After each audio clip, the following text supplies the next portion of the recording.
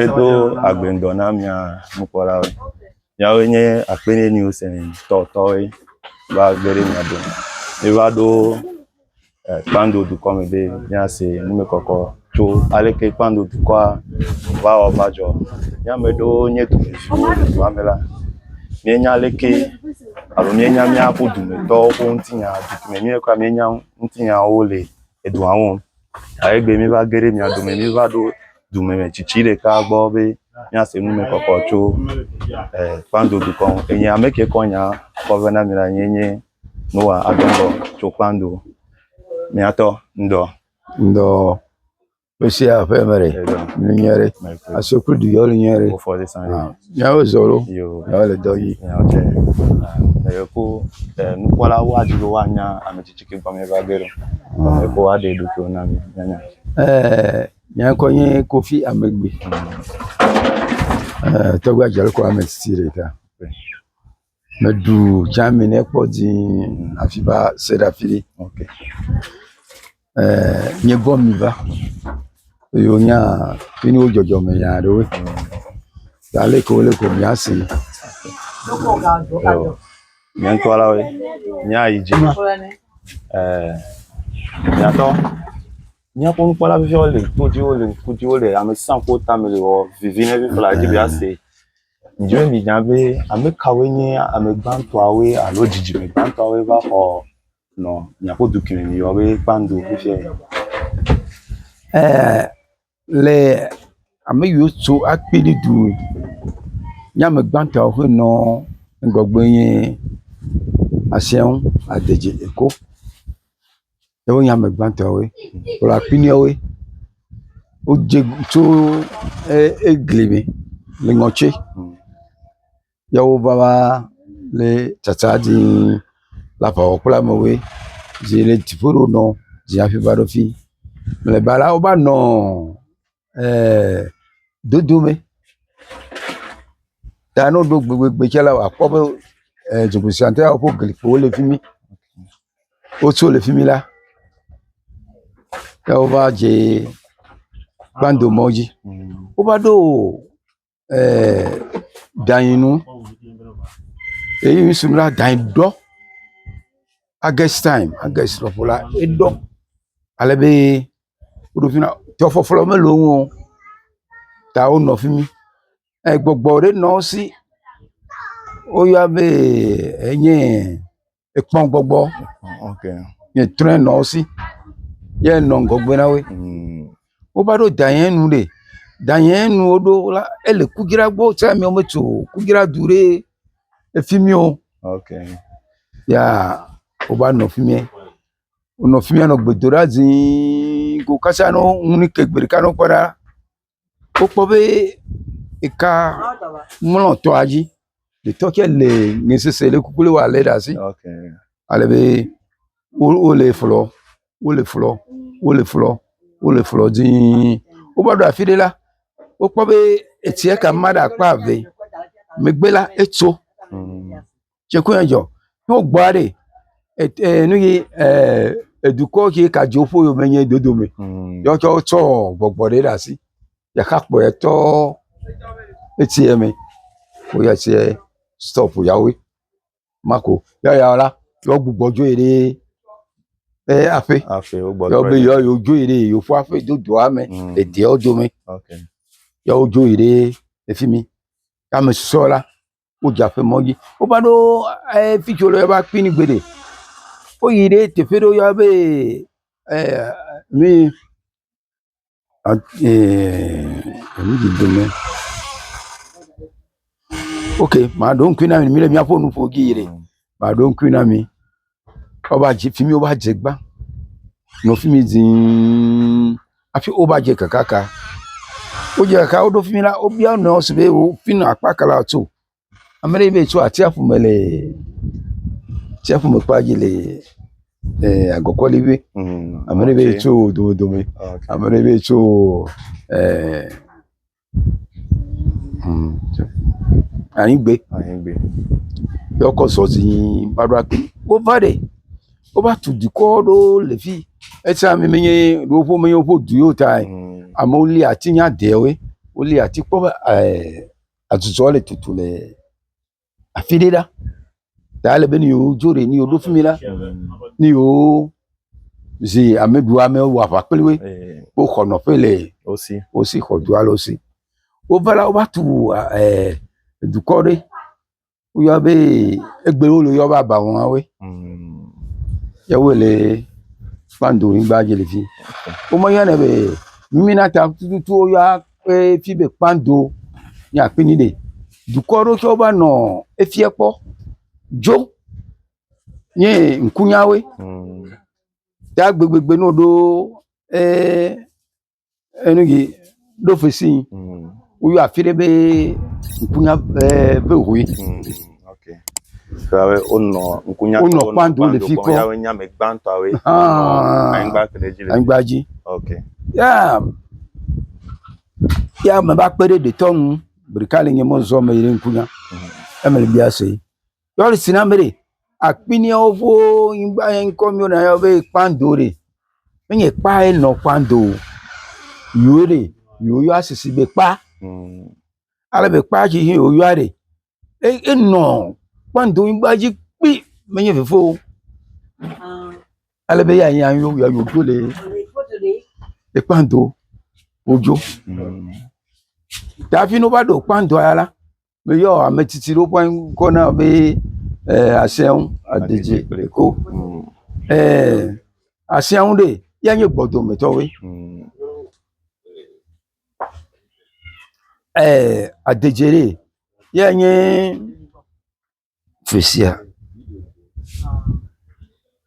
ko ok pimi ke ka tɔtɔ mbie ɖe ale be o va settle ɖe kpando nyigba dzi bana gbe kata kpando la yɔ nye kpekpe tɔn yewo nye Asɛŋu Adedze kple Eko yawo kpe ƒoƒo kpando wokɔ nu geɖe me na mi meka ɖe dzi be todzinɔlawo tsɛ woanɔ dzidzɔ kpɔ le egbe ƒe nusɔsrɔ̃ wona mi nya be mía kpandoawo mi tso mía tɔgbia gɔkɔli gbɔ ba tsi mi zɔ dzi hafi ba kɔ di ba se ba ɖo fiji dodome ba ƒo teƒe gbãtɔ mi va dze nye dodome hafi wo dze mɔ va do ɖe efi egbe ye wokana mi nya be wova wɔ aʋa kple ame ɖewoe hafi wova xɔ anyi nɔ ɖe leke woƒe aʋawɔwɔ eyi mi wokɔ nɔ leke emiwoe nye amewo tututu wowɔ aʋa kpli woba ɖo miaƒe akpinigba dzi wonɔ tsatsae ba ɖo akpinigba dzi le dzi ame miwo va tu nye abawɔwoe mía nɔvi abawɔtɔwoe ya afi no ba tu la woyɔ abamu wobe wodo ago na wobe bramue enye abamu ŋkɔ tsɔ na woe okay bramue ya zu wo gbe wo le yɔ be abamu bramue woba tsi dzoa gbɔdometɔwo ɖe yawo nɔ ŋgɔgbe ba tsi dzoa tata woyɔ egbe dzoa ŋti bi tsã be wòakpɔ be signboard yiwo ŋlɔ ɖe be dzogbesia ŋti dzoa ŋti ŋtɔ agɔme nye dedzotsiawoe yɔ short wo zu dzoa ŋti yɔ ba tsi dzo na woe wotsi dzo na wo ɖe yɔ ɖe woƒe dzo gbugbɔ ba do fimi wova ɖe wova ʋua ɖe kuku na va ɖe dzoa ɖe yɔ sena gbe ɖe anyigba la meka nye wotɔ ɖo ƒe anyigba ye wo ɖo aʋa ɖe duwo dzi ya nye fimi yo edzi mía dzi be menya be du ɖeke menɔ kpo nunɔla menɔa wo si alo amewo ha ƒoƒo ɖeke menɔ kpo wometsia nunɔla le wo me ne mía tɔgbuiwo zɔ azɔ̃li va ɖo míaƒe dukɔa me ɖe emiwoe nye nunɔlawo alo ame ŋkuta ɖewoe nɔ wo me le eyi miwo me ye nye gbɔdome nye enye Asɛŋu ya me mie nye woƒe fia gã le egbɔdome enye loko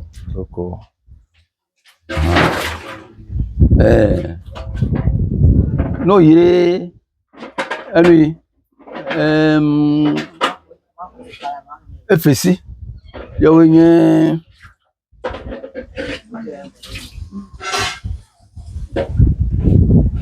yawo nya DJ we yawo nye anyigbe we yawo nya anyigbe we no ira ti afume tawo nye enugi efe dumi o form anyigbe yawo nye sakpi jigbe okay le sakpi jigbe sorika le yo du jenam festival mo du quoi qui est le fille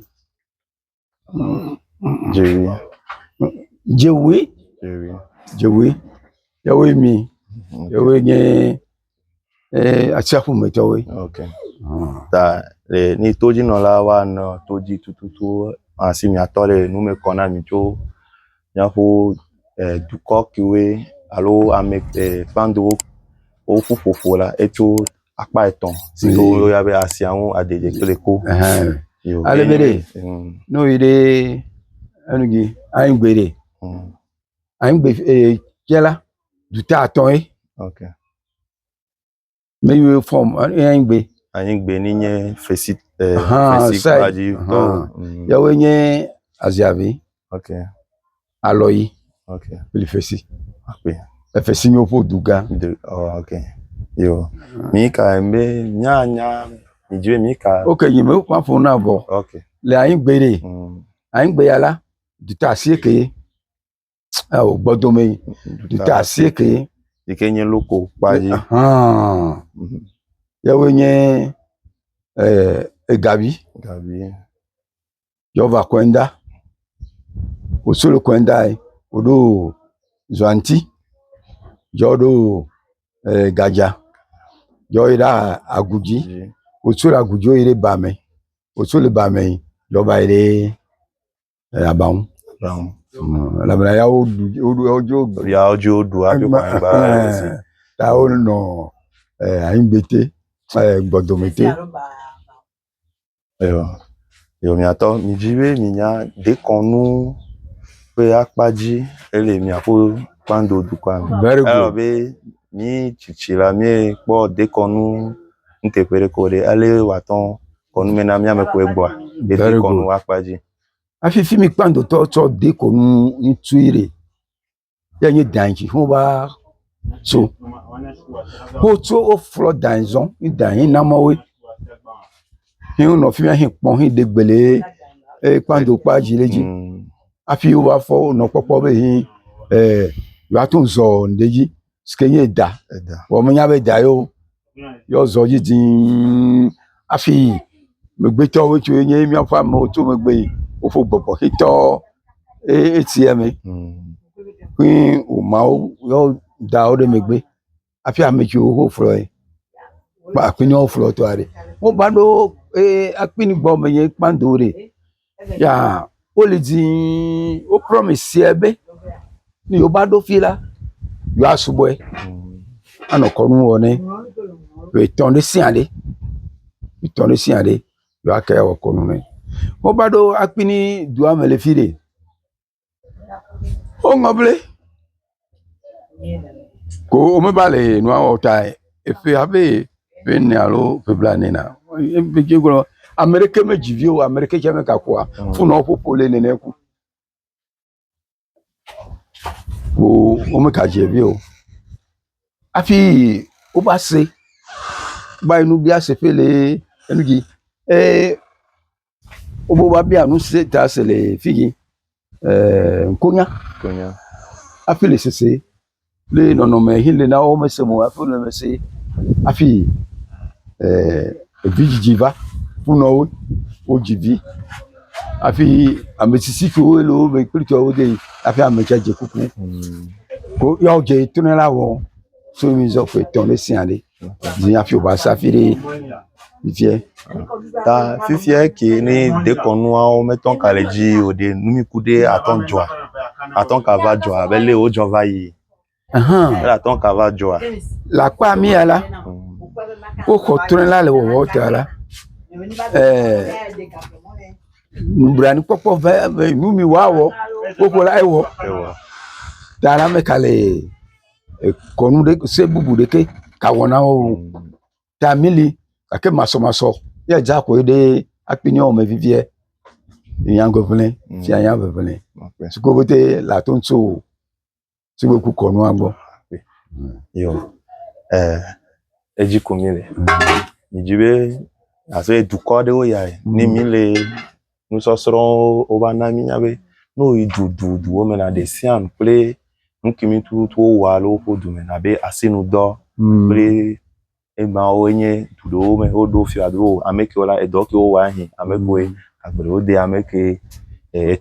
toji o de de na pando to de e do ka yin asinu do kun nino mi apo pando du kwa me apin to agbere o de kake amuko ran avo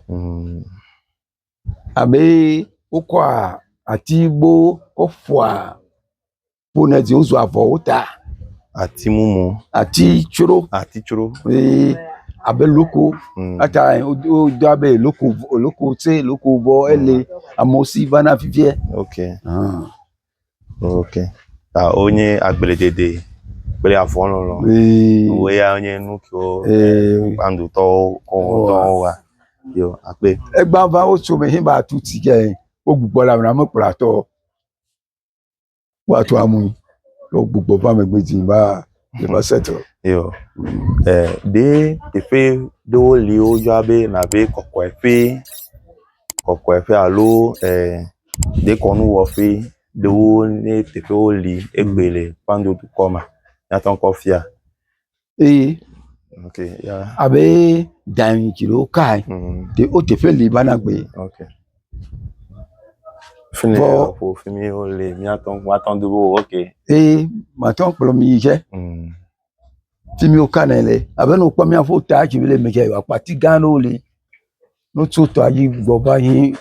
dan ba ze be jola e fi o wa kono o le ati mi ke ma ton plo mi a de photo ati e o bite kulite o bite da ke fiela o bugo ba tu e khonele mbo mele fimi bimbo mi ya se lawe e ki onye eyan de o mi ko cho mi atogbo na mi de pando kwa lo to no gba kagbo ya o mo ka bi ko se anye eyan de o mi ko cho tu kwa mi atogbo na mi eyan bubu o le me gegbo asa mi no to ji ko ni mi ano nya o se mi follow ni mi no mi apoyo mi ko mi ano mi apo eyan opo tu kwa mi apeni new center ya eva mi agbo